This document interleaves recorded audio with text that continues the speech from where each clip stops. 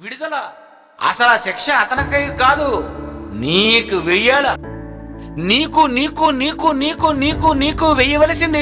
వద్దు వద్దు వద్దు వద్దు, వాళ్ళకొద్దు వాళ్ళకొద్దు వాళ్ళకొద్దు, నాకేసి నాకేసి నాకేసి. యేసుప్రభు ఏం చెప్పాడండి?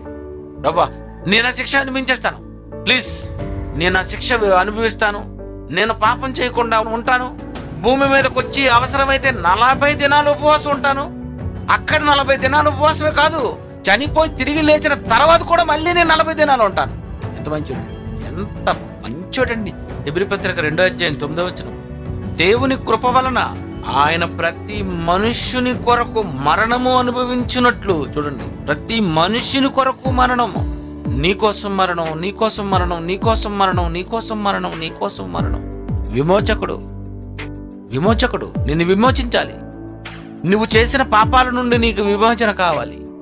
నీ పాపాలు, నా పాపాలు, మనుషులు చేయుచున్నటువంటి ఈ పాపాలన్నిటికీ మనుషులు అనుభవించవలసినటువంటి శిక్ష, మనుషులు అనుభవించవలసినటువంటి నరకం, మనుషులు అనుభవించవలసినటువంటి బాధ, మనిషికి దేవుడు వేసిన శిక్షలు ఎంత భయంకరంగా ఉంటాయో, తప్పు చేస్తే అసలు మనిషికి ఎలాంటి శిక్ష ఉంటుందో దేవుడు నిజంగా యేసుక్రీస్తు ద్వారా ప్రపంచానికి చూపించేశాడండి. మనిషి చేసిన పాపానికి మనిషికి ఎలా శిక్షించాలంటే, మనిషికి 2 చేతులకు మేకులు వేయాలి, 2 కాళ్లకు మేకులు వేయాలి. బ్రతుకున్న మనిషిని ఒక మ్రానుకి మేకులతో కొట్టి దాని మీద చంపేసి అంత క్రూరంగా మనిషిని చంపాలి, మనిషి చేసిన పాపాల కంటే. పాత నిబంధన చట్టంలోనే ఒకవేళ నిజంగా మనం ఉండగలిగితే, కొత్త నిబంధనకు వచ్చాం కానీ నిజంగా పాత నిబంధన శిక్షలో కానీ నిజంగా మనం ఉంటే, మనందరికీ ఖచ్చితంగా 2 చేతులకి 2 కాళ్ళకి మేకులేసేయాలండి మన పాపాలు.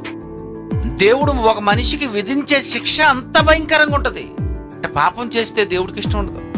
వ్యభిచారం చేస్తూ, మోసం చేస్తూ, నరికేస్తూ, చంపేస్తూ, సాటి మనిషిని, తోటి చెల్లిని, తల్లిని, దేవుని పిల్లలు, దేవుని కుటుంబము, దేవుని సంతానం, లోకంలో ఉన్న మనుషులందరూ దేవుని పిల్లలైతే, ఒకరి నుండి వచ్చినటువంటి మీరంతా అక్క చెల్లెలుగా, అన్న తమ్ముడుగా ఇలా ఉండవలసినటువంటి మీరు మీకు మీరే చంపుకుంటూ, మీకు మీరే మోసం చేసుకుంటూ, మీకు మీరే హింసించుకుంటూ ఇలా చేస్తుంటే, ఇలాంటి మనిషిని దేవుడు ఏమనుకున్నాడంటే, నోవాహు జలప్రళయంలోనైతే చంపేయాలనుకుంటే చంపేశాడంతే.